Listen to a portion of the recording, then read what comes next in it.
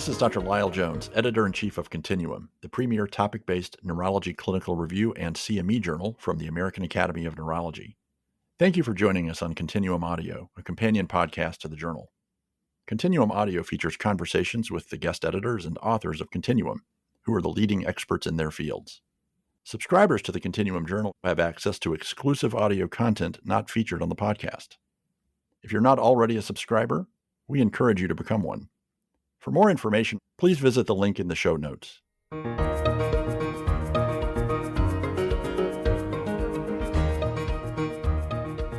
This is Dr. Lyell Jones, Editor-in-Chief of Continuum, Lifelong Learning in Neurology. Today I'm interviewing Dr. Lisa Silbert, who recently served as Continuum's co-guest editor for our latest issue on dementia, alongside Dr. Liana Apostolova. Dr. Silbert is a professor in the Department of Neurology at Oregon Health and Science University School of Medicine in Portland, Oregon, where she's also the director of the Neuroimaging Core and now the co-director of the Alzheimer's Disease Research Center. She also serves as director of the Dementia Clinic at the VA Portland Healthcare System, which Dr. Silbert sounds like a lot of work. Anyway, welcome. Really appreciate you taking the time to join us today and co-guest editing this issue. Why don't you introduce yourself a little bit to our listeners? Well, thank you so much for interviewing with me today and for inviting me to be the guest, co-guest editor of this issue. It's a really exciting time for dementia care and dementia research. As you already said, my name is Lisa Silbert. I'm in Oregon Health and Science University in Portland, Oregon. I've been involved in caring for dementia patients and their families for over 20 years now, and been involved in a lot of really exciting research during that time. But I would say now is probably the most dynamic time in dementia research and care that I've seen. So it's really, really exciting to be here. It really is an interesting time. So I looked back in our last issue of Continuum, focusing on dementia, came out in 2022, which doesn't sound like that long ago, but a lot has changed, right? With the anti-amyloid monoclonals for Alzheimer's disease, new biomarkers, and so on. And as the guest editor, you have this unique view, Dr. Silbert, of the issue and the whole topic of dementia.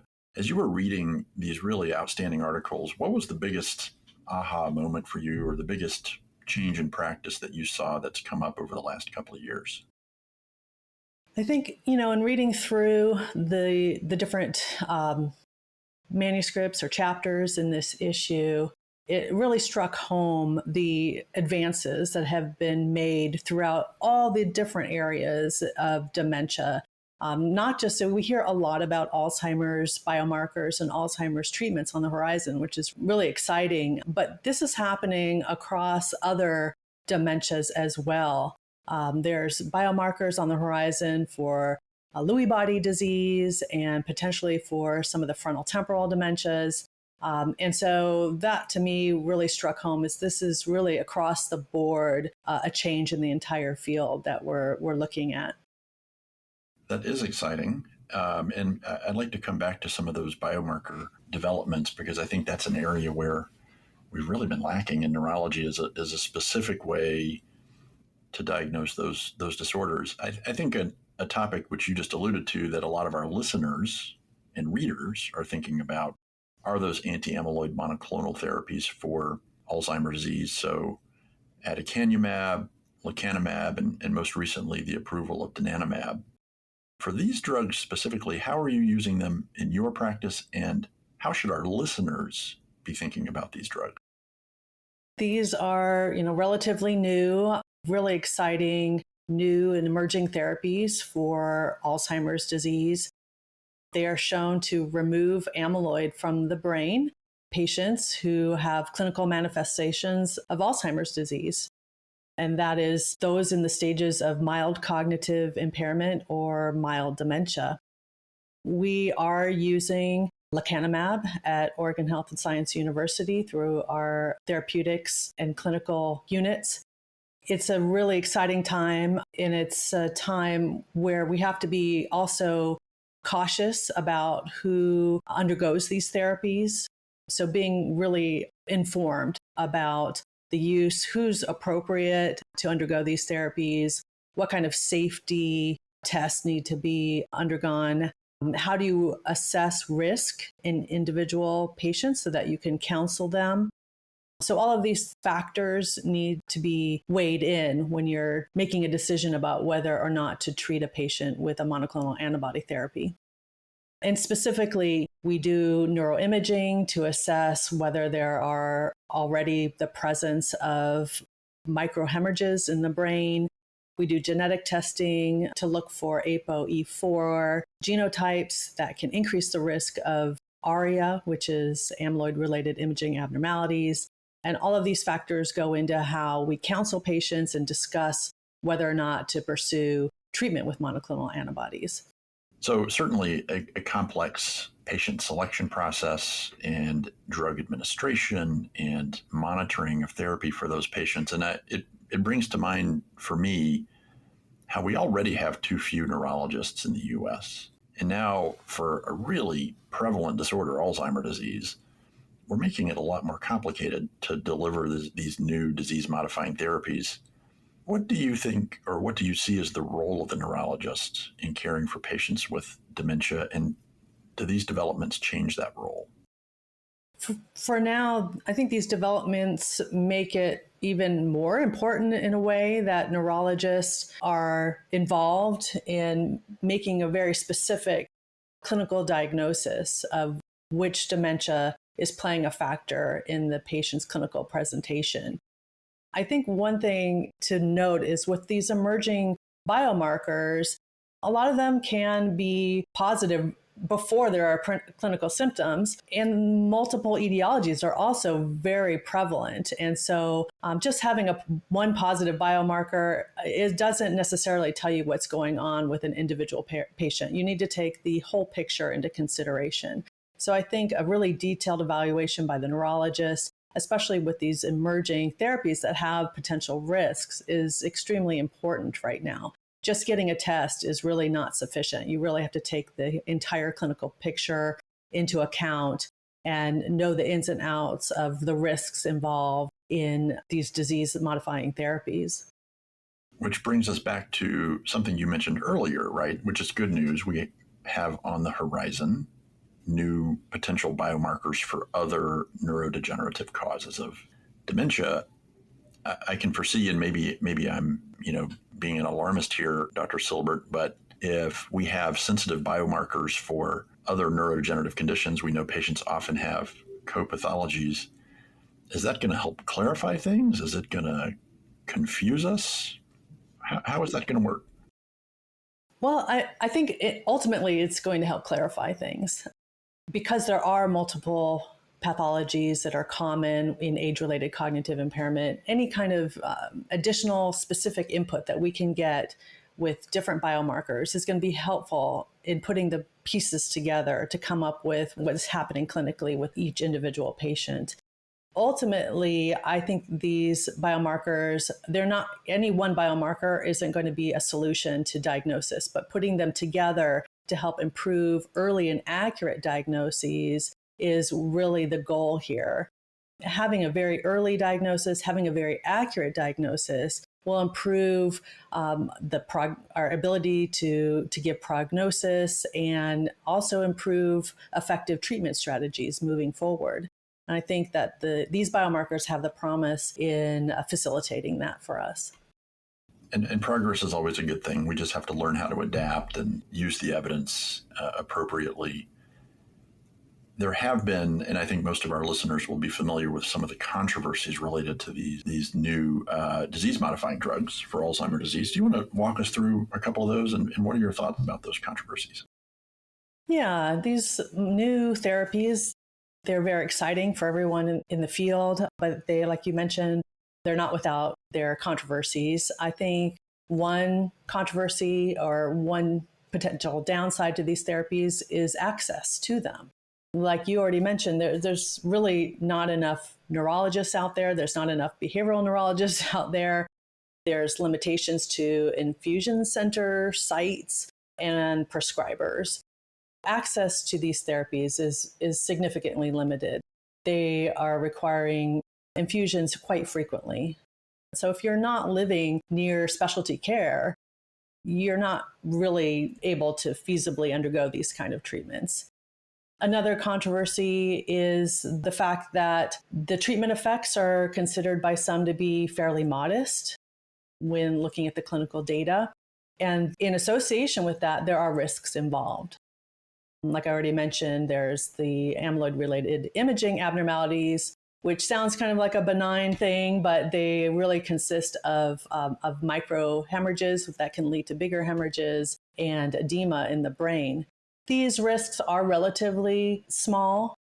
They are seen more commonly in those who have a specific genotype, an ApoE4 genotype, but they're risks nonetheless. And so there's controversy about the risk-benefit ratio and access to care with these new therapies.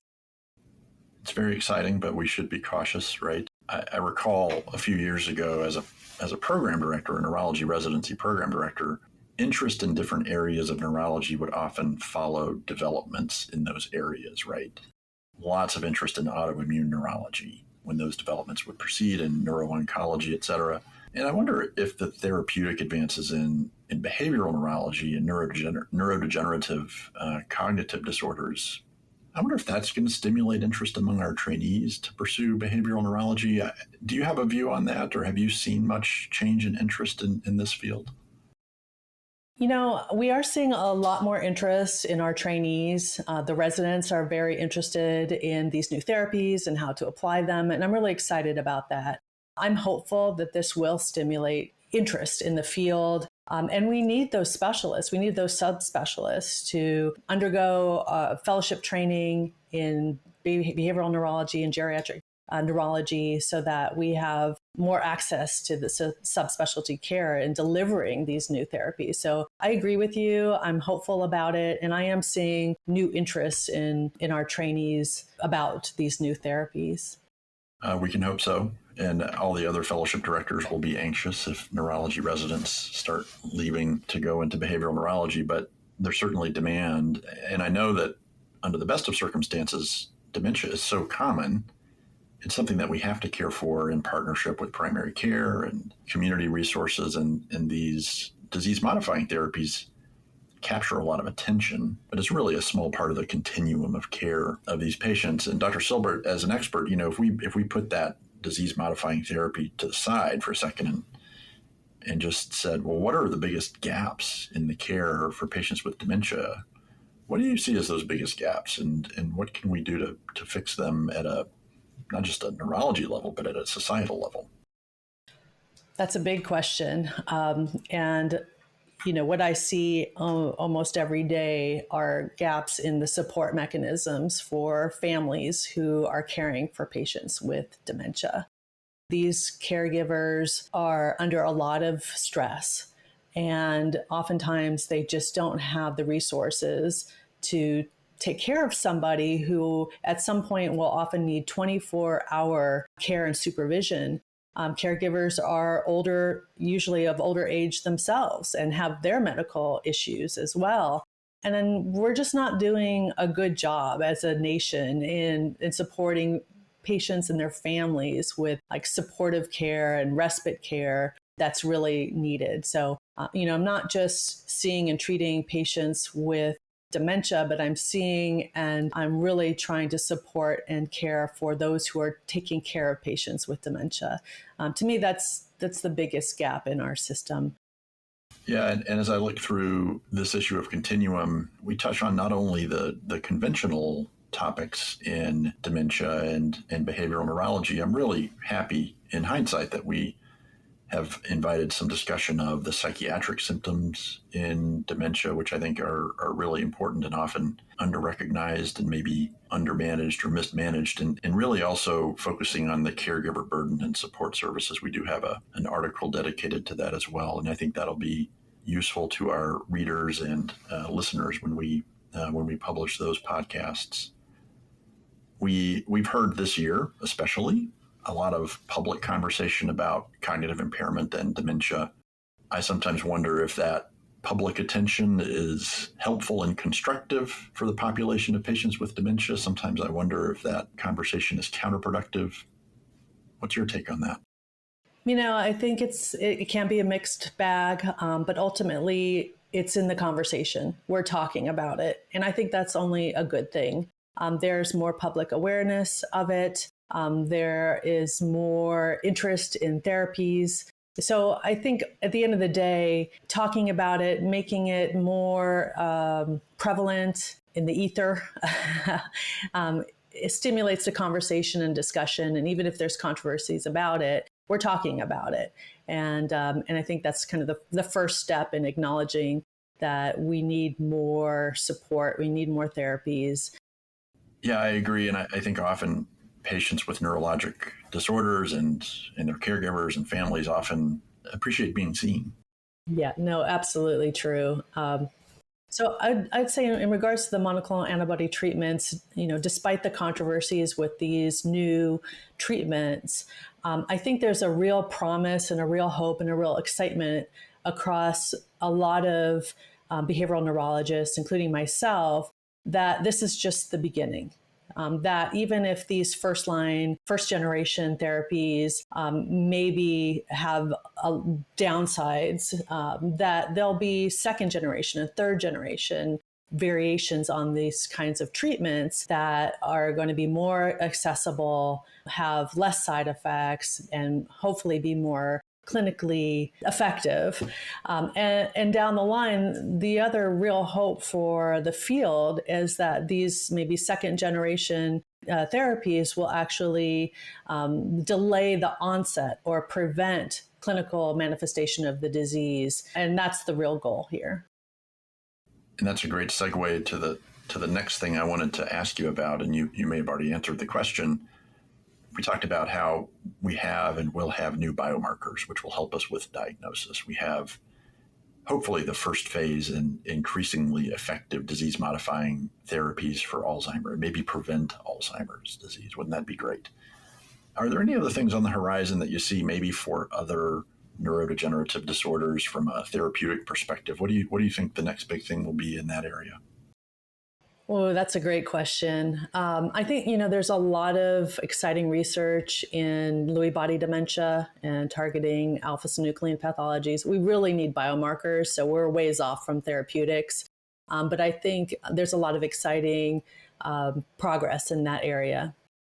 So like many areas of neurology, there are rewarding and challenging aspects to the care of these patients. What's the most rewarding aspect of your practice, Dr. Silbert? I hear from trainees over the years that they can't imagine, or it's very difficult for them to think about caring for patients who have a neurodegenerative disease that has no cure. But I feel like that's a lot of what neurologists do. We don't necessarily cure all diseases, but we treat the patient throughout their disease process. And to me, that is extremely satisfying.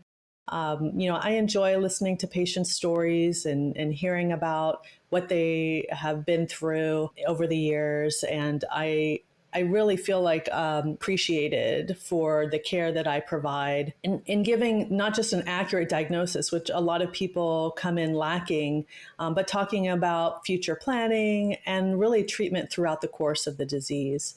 And I was in clinic yesterday and talking to one of my patients' caregivers, and we were talking about a particularly difficult behavioral manifestation that her husband was going through. And we were talking through how to manage it. And she said to me, Dr. Silbert, I really feel like I have a partner in going through this disease. And, that's kind of what it's all about for me. So to me, it's extremely rewarding field.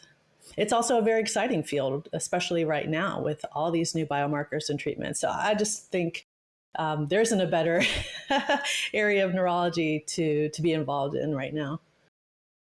What a great place to land and end the interview. And I hope our listeners and our readers really do enjoy this issue. It's really a fantastic, not just an update, but a survey of a very dynamic aspect of the field of neurology. And Dr. Silbert, I want to thank you for joining us, and thank you for such a thorough and fascinating discussion on caring for patients with dementia. It was my pleasure. Thank you. Again, we've been speaking with Dr. Lisa Silbert, co-guest editor alongside Dr. Liana Apostolova for Continuum's most recent issue on dementia. Please check it out, and thank you to our listeners for joining us today.